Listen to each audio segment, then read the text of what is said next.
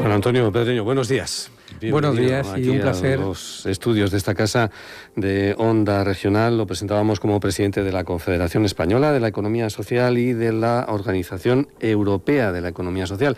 Y es ahí donde se centra el interés, porque esta semana la ciudad de Murcia va a ser la anfitriona de la primera conferencia, la primera cumbre europea de la economía social. Juan Antonio, se ha tardado tiempo, ¿no?, en hacer la primera. Esta es la primera. ¿Por qué no ha habido en años anteriores? ¿Qué pasa? ¿No había mucho interés en Europa? No, el interés en Europa siempre ha existido por la economía social, sobre todo desde hace 10, 11 años especialmente, en donde se han elaborado políticas en favor de la economía social de forma más intensa.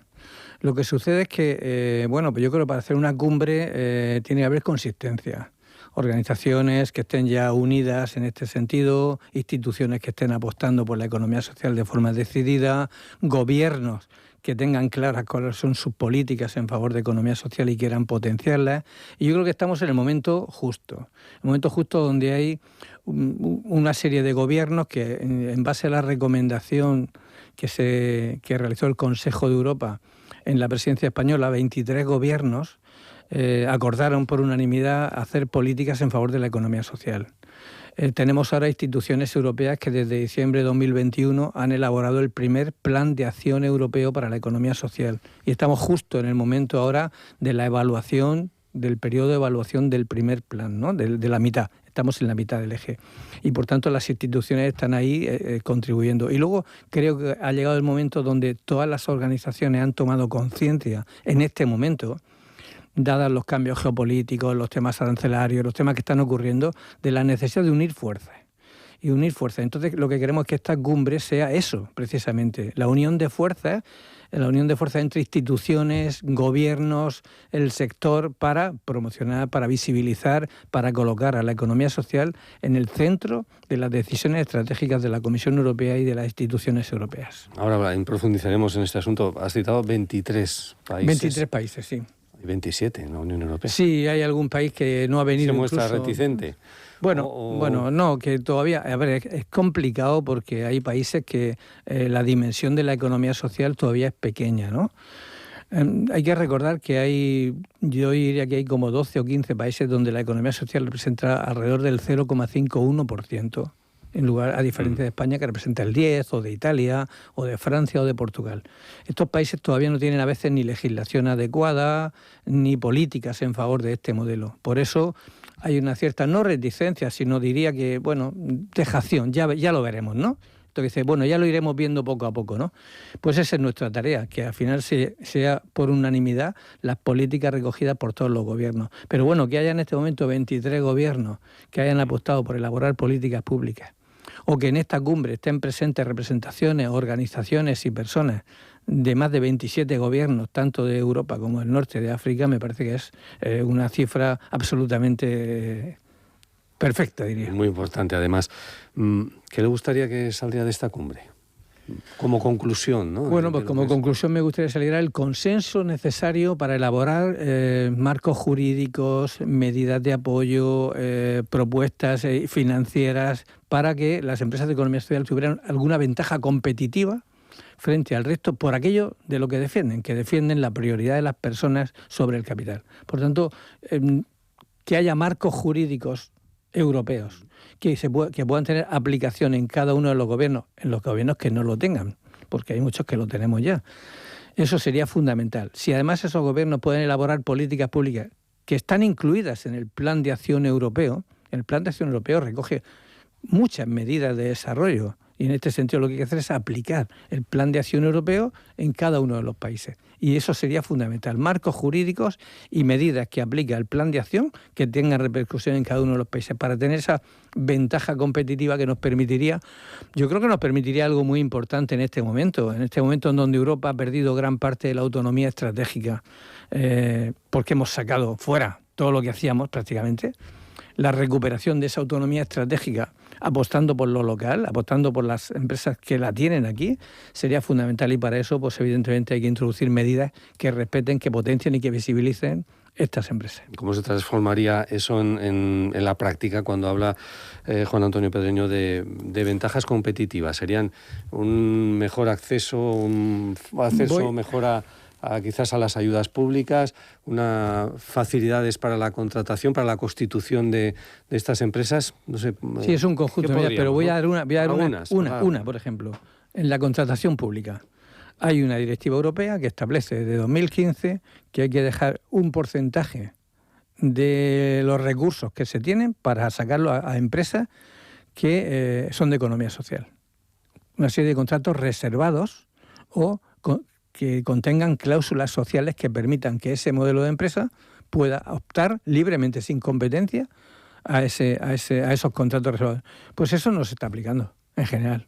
No se está aplicando. Aquí tampoco en nuestro país. No se está aplicando. Uh-huh. Se está aplicando, bueno, pues como suelo decir, pues aquí una, allí otra, ¿no? No se está aplicando. Y no hay contrato reservado y no hay aplicación de la directiva europea, por poner una. Otra, por ejemplo, que el Fondo Social Europeo discrimine pues también positivamente a las empresas de la economía social para que cuando el Fondo Social Europeo, que ahora va a tener modificaciones, cuando ese Fondo Social Europeo implemente ayudas, haya una serie de ventajas para que el acceso a las ayudas del Fondo Social Europeo puedan ser empresas de economía social, como ha ocurrido ahora mismo en España con el plan, con el PERTE de Economía Social o con las políticas que está desarrollando la propia Confederación Española de Economía Social con un programa que se llama Programa Operativo para las Empresas, ¿no? Esto es un poco lo que permitía. Nosotros somos empresas que estamos en el mercado, lo sabemos. Si no somos competitivas, si no somos empresas que dan servicios adecuados, productos en competencia con el resto del mercado, nos expulsa. Ahí no tenemos ninguna duda.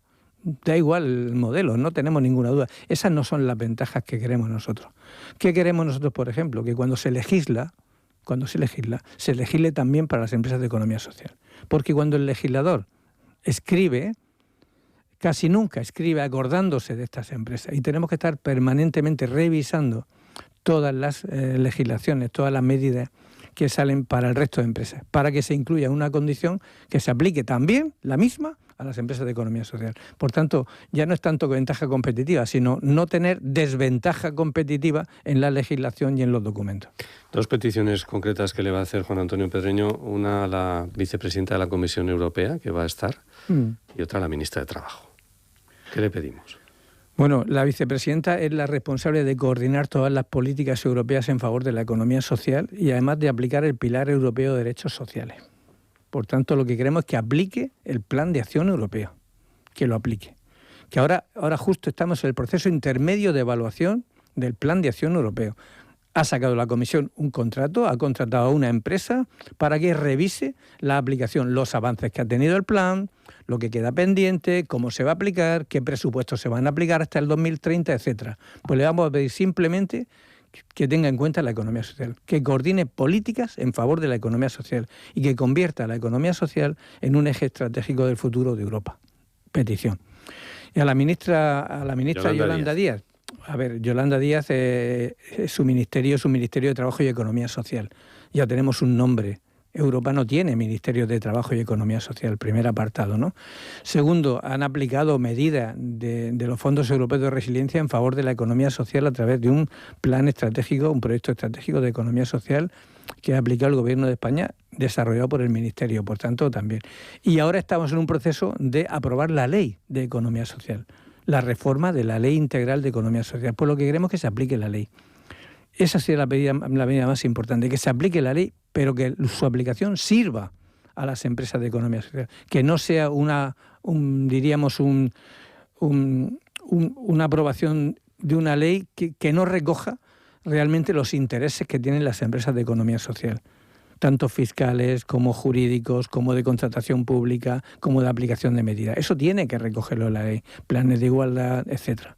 Por tanto, le pediríamos, en este caso, puesto que hay muchas que se están haciendo, que la aprobación de la ley fuese lo antes posible y que tuviese como documento que cubriese las necesidades que las empresas de economía social, porque es una ley de tres patas, ley de cooperativas, ley de empresas de inserción y ley de economía social. Se llama ley integral, pues que cubriese las necesidades que las empresas nuestras hemos demandado en una serie de enmiendas para esa ley.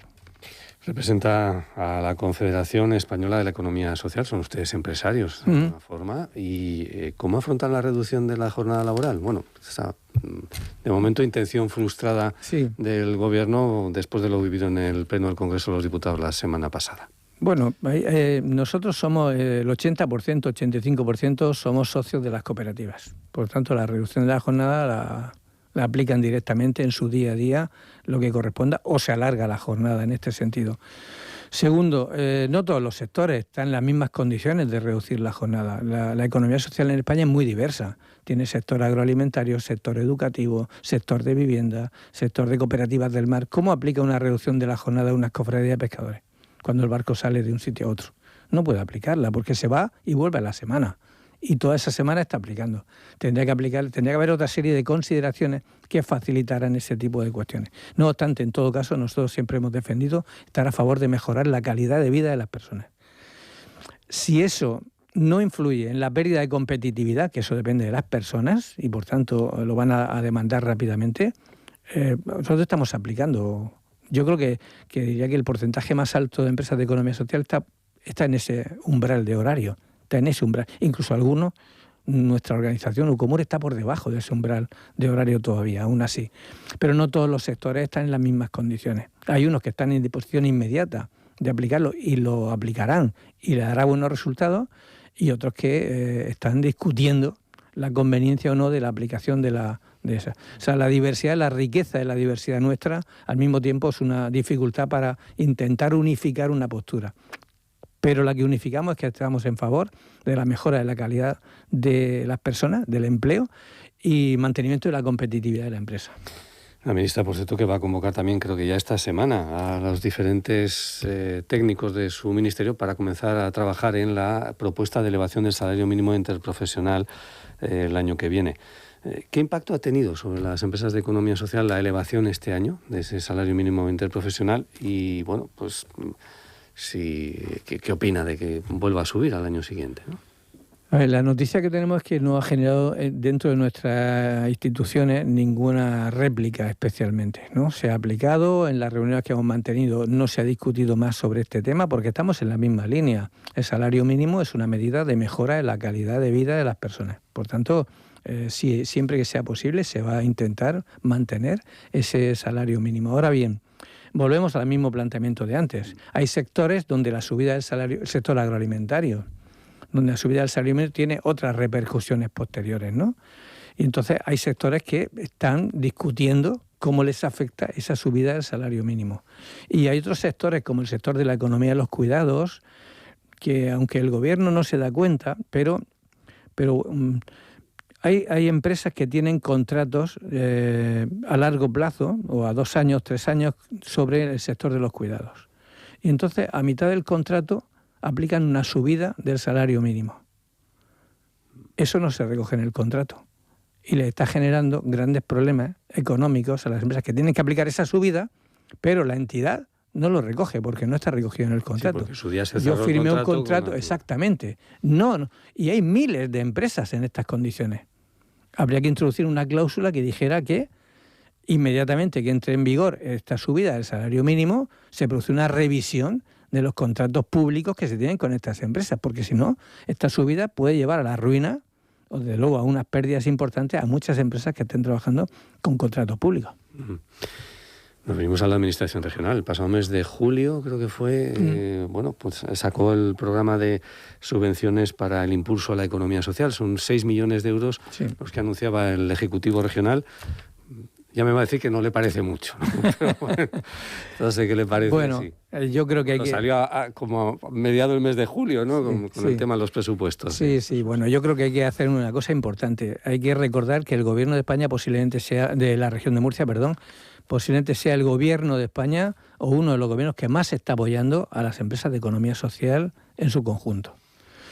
Estamos en el 6º Pacto por la Economía Social, cuando cualquier otra comunidad española, cualquier otra región, está en el 2º. O sea que hemos sido muy avanzados en este sentido. Y esto ha ayudado a que haya una diría, una visibilidad determinada y unas ayudas importantes en favor de la economía social. Contando las ayudas a los centros especiales de empleo, este presupuesto contempla casi 50 millones en su totalidad, de los cuales 25 más o menos son directamente para cooperativas y sociedades laborales y empresas de inserción. Y ahí tenemos una partida importante para ayudar a la creación de empleo y a las inversiones. Yo creo que en este momento lo que ocurrió el año pasado y lo que ha ocurrido estos últimos años están siendo partidas que están siendo suficientemente ajustadas, pero suficientes, diría, para dar respuesta a todas las ayudas que se solicitan por parte de la creación de empresas. Este año llevamos más de 110 cooperativas, más de 100 empresas cooperativas y 10 sociedades laborales, 110 empresas de economía social, y queremos llegar a las 130. Y yo creo que con esas 130 estaremos un poco en el límite de las ayudas que el Gobierno ha planteado. Si vemos que lo necesitamos, pues le pediremos al Gobierno una ampliación de presupuesto para años posteriores, porque yo creo que esta conferencia tiene que servir para visibilizar la apuesta de Europa, de España y de la región de Murcia especialmente por las empresas de economía social, y eso tiene que repercutir en una mayor creación de empleo en nuestras empresas. Repáseme la fotografía ahora mismo de la economía social en la región. El número de Las fotografías son aproximadamente unas 2.600 empresas, 2.700 empresas de economía social en su conjunto, y hablo de la más importante, son cooperativas en torno a las 2.000, sociedades laborales, centros especiales de empleo y empresas de inserción. Con un volumen de empleos que estará próximo a los 100.000, contando todo el sector agroalimentario, que en las cifras que la semana pasada se daban estaba en torno a 55.000 empleos más o menos, un 10% del PIB de la región de Murcia, unos 5.600 millones de euros de facturación globalmente entre todas las empresas, y algo muy importante, Murcia como región representa el 2,8 o 2,9% en todas las variables españolas. Sí. La economía está entre el 9 y el 10 ya. Por tanto, estamos hablando de casi 4 veces más representa la economía social en sus variables de economía social en la región de Murcia con respecto al Estado que lo que representa cualquier otra variable de la región de Murcia. Por tanto, estamos en un momento, yo diría, un momento interesante, muy positivo, y que podemos ayudar a muchos municipios a crear sus empresas, a combatir el reto demográfico, a que las empresas se queden en su lugar, en fin, en definitiva, a crear empleo, a crear riqueza en la región de Murcia. Y una última cuestión, además lo citaba al comienzo de esta conversación de pasada, que es uno de los objetivos, además apuntaba de esta cumbre que se va a desarrollar esta semana aquí en Murcia, cómo hacer frente a las amenazas que hay ahora mismo al desarrollo en conjunto de la economía europea, de la economía nacional y en particular a las empresas de economía social, ¿no? ¿Cuáles son esas amenazas más serias, ¿no? Bueno, se están produciendo cambios geopolíticos por toda Europa, importantes.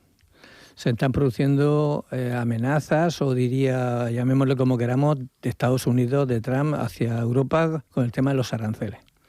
Esto nos está llevando a un incremento necesario de las políticas de defensa. Esto nos está llevando necesariamente a un incremento de la competitividad de nuestras empresas. Por tanto, hay que meter recursos, hay que incorporar recursos para mejorar la competitividad de las empresas. Y esto nos lleva necesariamente a tener que recuperar una autonomía estratégica de nuestras empresas para hacer lo que no veníamos haciendo, lo que dejamos de hacer desde el año 2008, 2009, 2010, que pasamos a otros países, a China, a Singapur, a Norte de África, etcétera. Tenemos que recuperar esa autonomía estratégica. Bueno, todo eso influye en los presupuestos. Todo eso influye en el marco financiero plurianual que se está ahora mismo debatiendo desde Europa, ¿no? Europa. Desde el 15 de julio. El 15 de julio se presentó el marco financiero plurianual 2028-2034, creo que es, o 36. Ese marco financiero plurianual contempla todas estas variables.